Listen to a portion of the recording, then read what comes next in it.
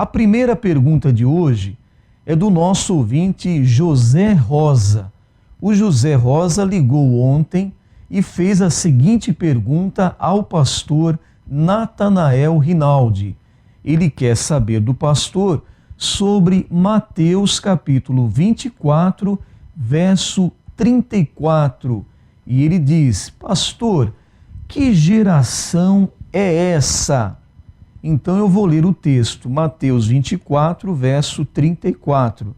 Em verdade vos digo que não passará esta geração sem que todas essas coisas aconteçam. Então, prezado ouvinte José Rosa, o pastor aqui nos enviou a resposta da sua pergunta. Ele explica para o irmão: a palavra geração significa, em primeiro lugar, as pessoas que viviam numa certa época da história que os hebreus calculavam aproximadamente 40 anos de tempo atribuído a cada geração. Segundo, as pessoas que viviam na época de Jesus, de fato chegaram a ver a destruição de Jerusalém, com todos os seus horrores, dentro também de 40 anos a contar desse período que o Senhor Jesus anunciou. Em terceiro lugar, significa também raça, família ou tipo de vida. A raça dos judeus ainda existirá como nação distinta até a vinda de Cristo. Então está aí, prezado ouvinte José Rosa, a resposta que o nosso pastor enviou para você. A próxima pergunta é NQI. O nosso ouvinte não quer se identificar, mas pergunta assim ao pastor: pastor, por que a Bíblia fala de predestinação? Então aqui vai a resposta do nosso pastor aos nossos ouvintes nesta manhã. Diz o pastor, citando a referência de Romanos 8, 29, que está escrito: porque os que dantes conheceu, também os predestinou. Este texto serve para unir a predestinação com a presciência e, por conseguinte, para estabelecer seus justos limites. Era imprescindível que conhecesse de antemão, e isto naturalmente incluiria o conhecimento de que alguns homens aceitariam e que outros recusariam a salvação. Mas Deus, sendo todo-poderoso e onisciente, deixou o homem absolutamente livre para fazer a sua escolha. De outra forma, ele não puniria os homens por aquilo que inevitavelmente praticariam. A soberania de Deus e o livre-arbítrio do homem são ambos verdades promulgadas pela Bíblia, e ambos existem e operam simultaneamente e sem contradição. Então está aí a resposta enviada pelo nosso pastor. A próxima pergunta, também agora na sequência, sobre predestinação, sobre salvação, sobre a presciência de Deus, nós agora fazemos uma outra pergunta ao pastor. Pastor, se Cristo morreu por todos os homens, então todos serão salvos? E aqui vai a resposta então do nosso pastor. Diz o pastor: Cristo morreu em lugar de todos, possibilitando a salvação de todos os homens. Ele também deseja a salvação de todos os homens. Entretanto, o homem é dotado de livre arbítrio e cada homem terá que decidir por si se aceitará ou não o dom gratuito da vida eterna. Vamos aqui mostrar uma citação de João, capítulo 1, verso 29. No dia seguinte, João viu a Jesus que vinha até ele e disse: Eis o Cordeiro de Deus, que tira o pecado do mundo. Então está aí o próprio João, o Batista, que foi o precursor de Cristo, ao vê-lo, pôde declarar a todos que estavam ali próximos: Eis aí o Cordeiro de Deus, que tira o pecado do mundo. E nós citamos também, o pastor está informando aqui, 1 João 2:2, e ele, Jesus Cristo, é a propiciação pelos nossos pecados, e não somente pelos nossos, mas também pelos de todo o mundo. Então está aí, de todo o mundo. Não existe a expiação de Cristo limitada apenas para um grupo seleto de pessoas previamente escolhidas. Mas não, o texto é claro, de 1 João 2:2. Ele, Jesus Cristo, é a propiciação pelos nossos pecados, e não somente pelos nossos, mas também pelos de todo o mundo. Então a salvação é para todas as pessoas, desde que todas as pessoas também aceitem, recebam este dom gratuito de Deus.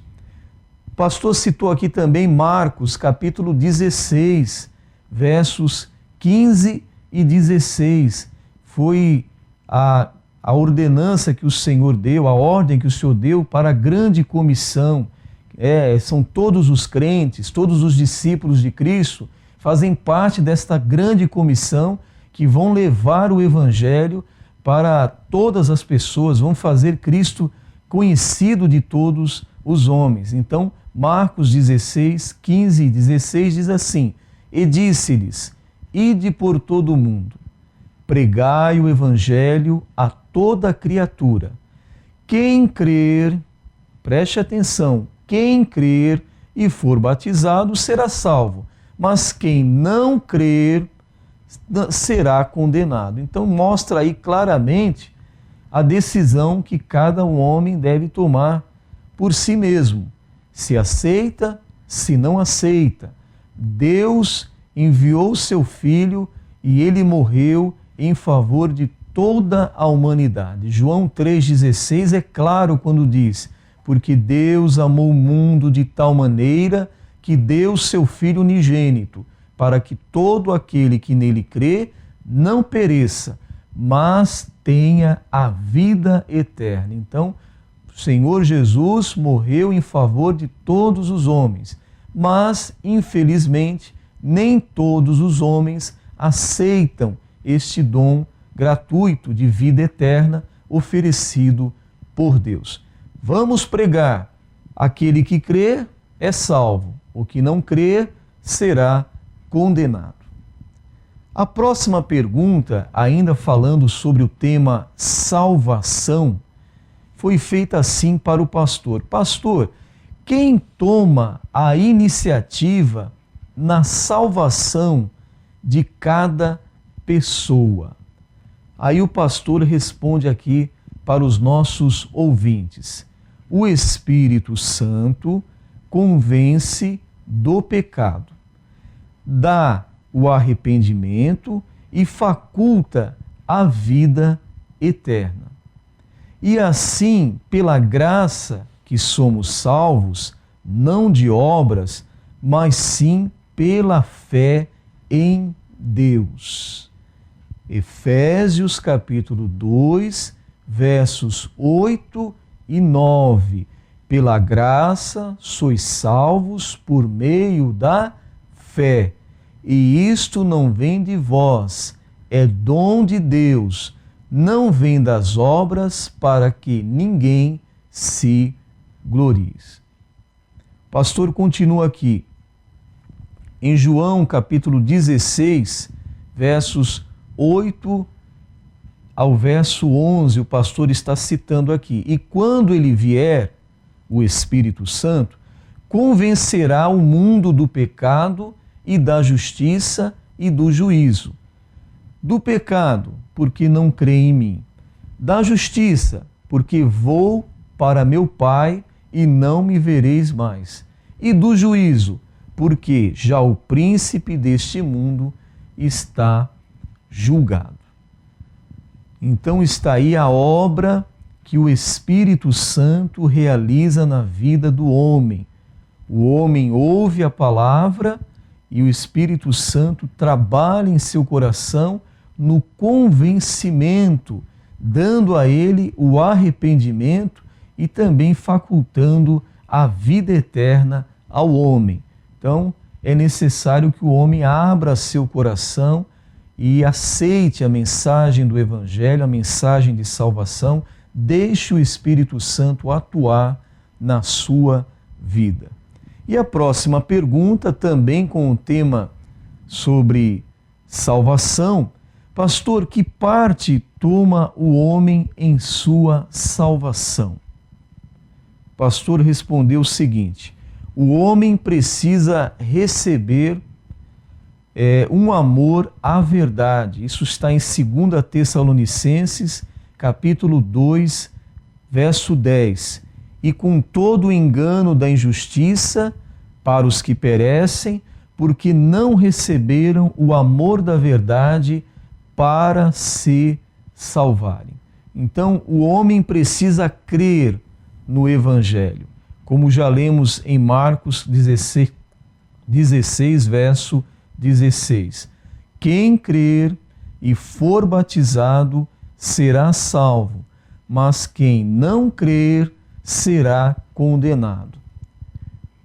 E receber a Cristo, é claro, no seu coração, como nós lemos em João, capítulo 1, versos 12 e 13, a alegria, a satisfação do homem de sair da posição de criatura e se tornar então filho de Deus. Então nós somos, através de Cristo, recebidos agora como filhos de Deus. Isso depende do homem. João 1, 12 e 13 diz: mas a todos quantos o receberam, deu-lhes o poder de serem feitos filhos de Deus, aos que creem no seu nome, os quais não nasceram do sangue, nem da vontade da carne, nem da vontade do homem, mas de Deus.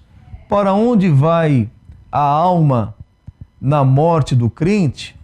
Não é? Então está aí a definição que nós podemos encontrar. A pessoa aceitou a Cristo, abriu seu coração, então ela está fazendo parte agora da grande salvação e também se tornou um filho de Deus.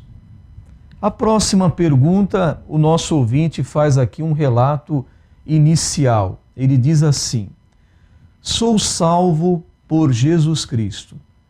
Se morrer agora, onde fica minha alma até o juízo final? E ele faz outra pergunta: hoje estarás comigo no paraíso, disse o Senhor Jesus na cruz ao malfeitor. A alma do ladrão não aguardaria o juízo final? A resposta não abriria brechas para os católicos falarem em purgatório e os espíritas em aperfeiçoamento da alma? Então, o nosso ouvinte fez aqui uma pergunta muito interessante e vamos então para a resposta do nosso pastor. Inicialmente, o pastor agradece pelo contato e também pela pergunta. E ele diz assim: espero que a Bíblia que nos edifique neste assunto. Então vamos lá para a explicação que o pastor dá aos nossos ouvintes. Diz o pastor: quando o corpo separa-se da alma, o corpo volta ao pó. Está em Jó, capítulo 10, verso 9. Peço-te que te lembres de que como barro me formaste e me farás voltar ao pó.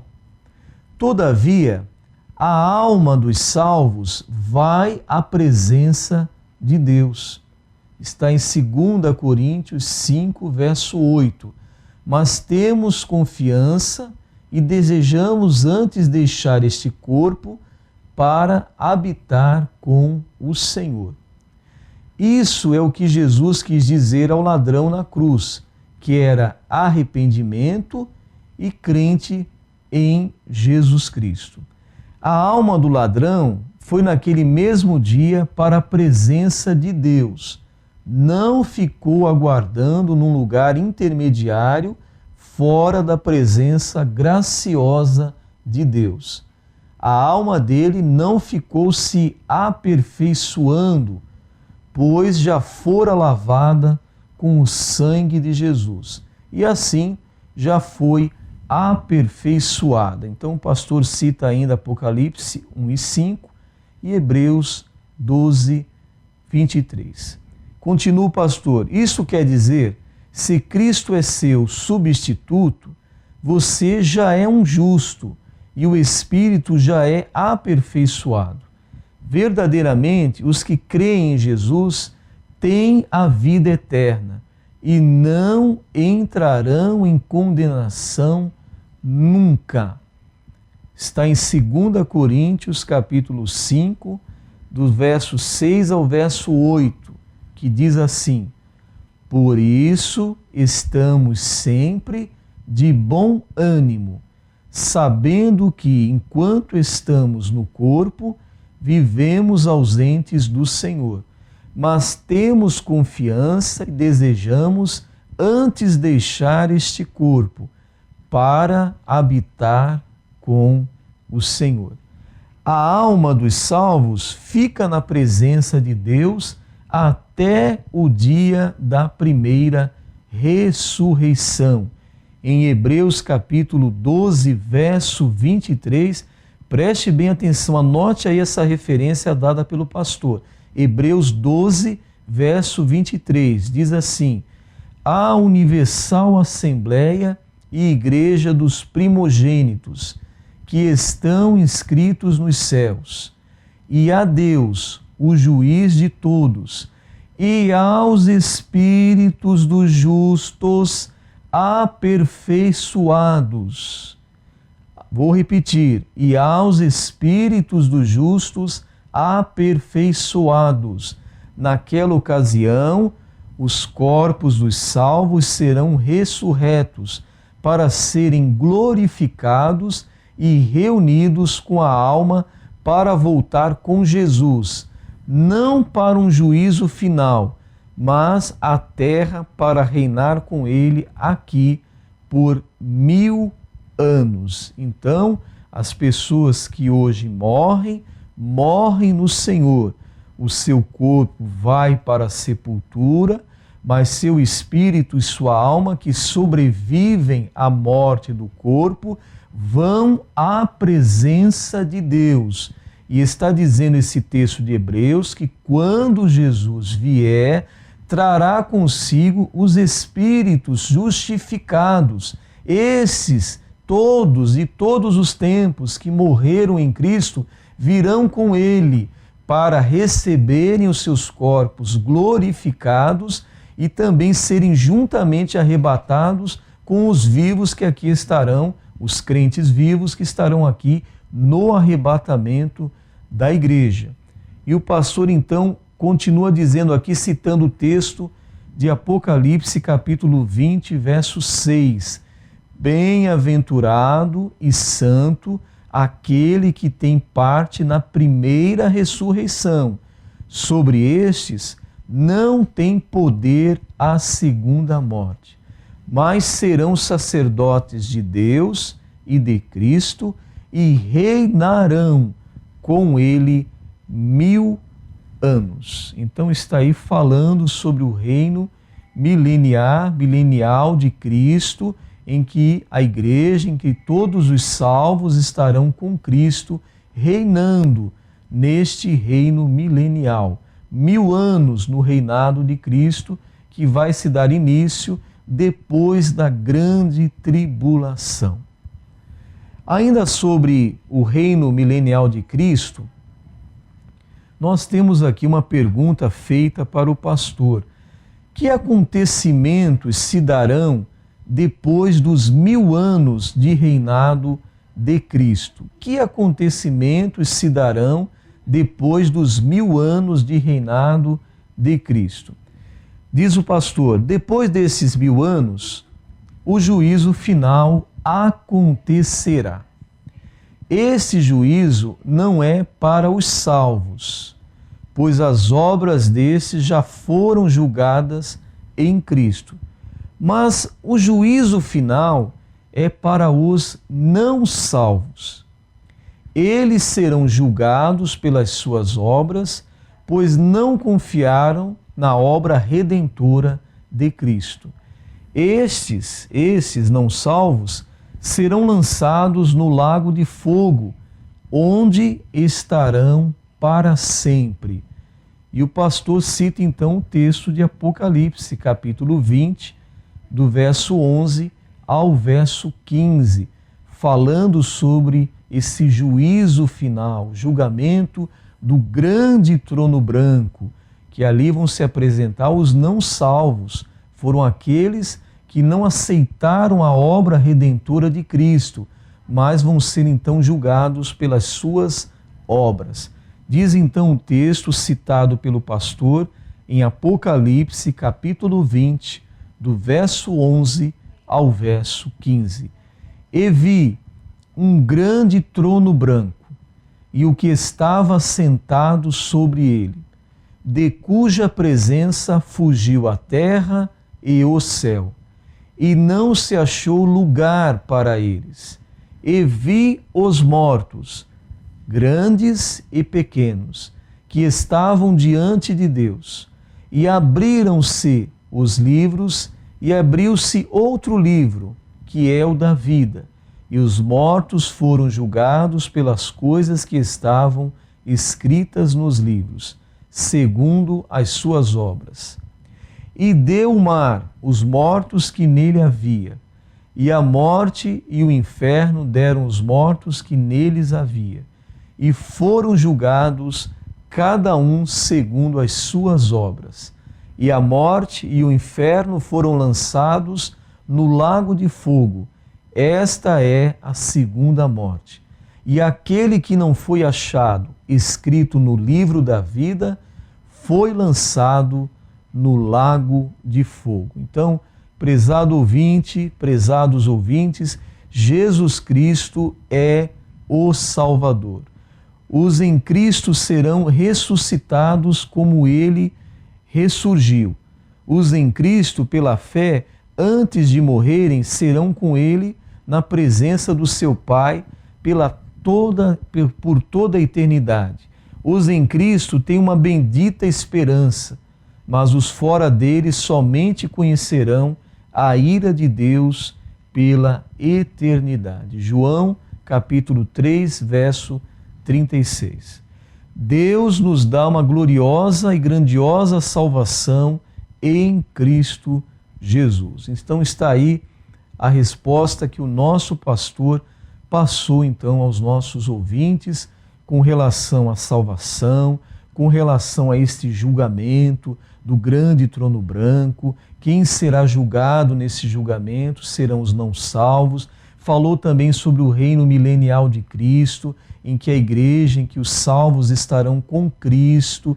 Falou sobre para onde vai as pessoas crentes que morrem, o seu espírito vai para onde? Vai para a presença de Deus e serão trazidos com Cristo no arrebatamento da igreja para receberem os seus corpos agora glorificados. Então estão aí as respostas, riquíssimas respostas que o nosso pastor mandou e enviou para todos os nossos ouvintes.